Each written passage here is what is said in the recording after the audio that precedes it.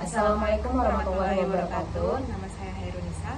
Saya Miftah Hujana. Kami dari A2 Manajemen akan mempresentasikan bab 12 pengantar akuntansi tentang aset tetap. Karakteristik aset tetap. Aset tetap dalam perusahaan adalah aset berwujud yang dimiliki untuk digunakan dalam produksi atau penyediaan barang atau jasa untuk diantarkan kepada pihak lain dan untuk tujuan administratif, dan diharapkan dapat digunakan selama lebih dari satu periode. Biaya perolehan aset tetap adalah jumlah kas atau setara kas yang dibayarkan atau aset lain yang diserahkan untuk memperoleh suatu aset pada saat perolehan sampai aset siap untuk digunakan.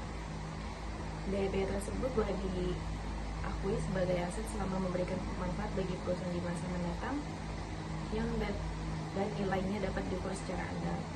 Komponen yang biaya perolehan aset tetap adalah harga beli aset tetap setelah dikurangi dan dengan potongan pembelian, biaya impor, dan pajak pembelian barang. Biaya-biaya yang diperlukan untuk membawa aset ke lokasi, yaitu biaya pengiriman aset tetap, biaya asuransi selama pengiriman, biaya-biaya yang diperlukan agar aset tetap dapat beroperasi, yaitu biaya pemasangan aset tetap, dan biaya pengujian aset tetap.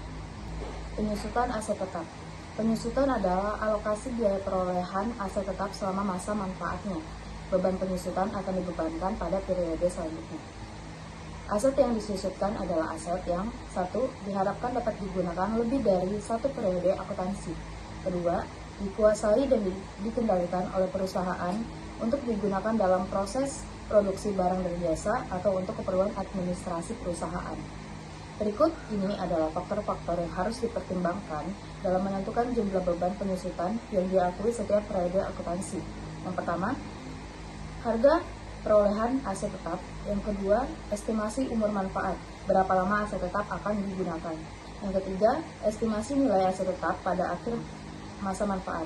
Faktor yang ketiga sering dikenal sebagai nilai sisa, residual value, scrap value, salvage value, atau trade-in value. 3 metode yang sering digunakan adalah metode garis lurus, metode unit produksi, dan metode saldo menurun. Metode garis lurus adalah menghasilkan jumlah beban penyusutan yang sama setiap tahunnya selama masa manfaat aset. Dengan rumus beban penyusutan sama dengan harga perolehan dikurang nilai sisa dibagi masa manfaat.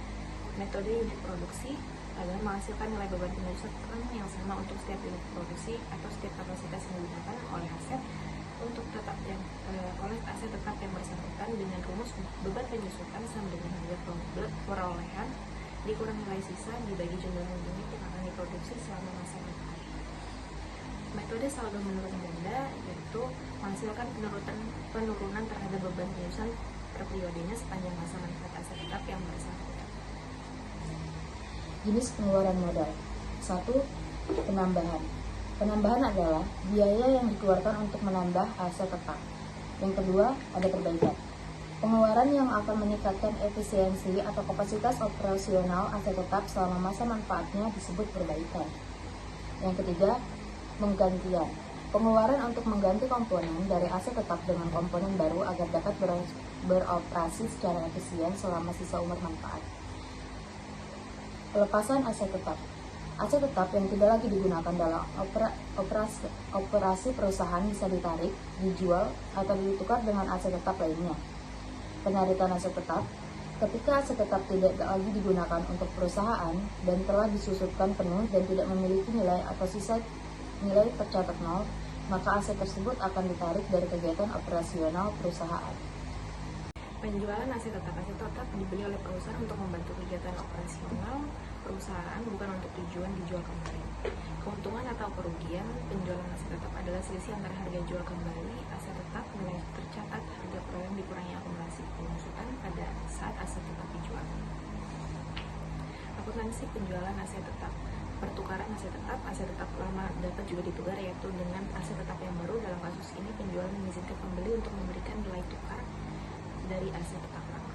Pertukaran aset tetap yang tidak memiliki substansi komersial. Sebagai contoh, dalam sebuah pertukaran aset tetap, nilai pertukaran melebihi nilai tercatat dari aset yang ditukarkan, muncul keuntungan dari pertukaran. Pertukaran aset tetap yang memiliki substansi komersial. Jika dalam pertukaran aset tetap, nilai pertukaran lebih kecil dibandingkan nilai tercatat dari aset yang ditukarkan, akan muncul kerugian dari pertukaran.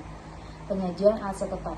Aset tetap termasuk dalam aset tidak lancar atau aset jangka panjang karena diharapkan dapat digunakan untuk lebih dari satu periode. Aset tetap di laporan posisi keuangan atau neraca disajikan sebesar nilai tercatat, tergantung perusahaan memilih untuk menggunakan modal biaya atau kas modal atau modal revaluasi. Aset tetap disajikan per jenis aset tetap. Perincian lebih detail tentang aset tetap dapat disajikan dalam catatan atas laporan keuangan. Sekian presentasi dari kami, kelompok 12. Kurang lebihnya kami mohon maaf. Terima kasih. Wassalamualaikum warahmatullahi wabarakatuh.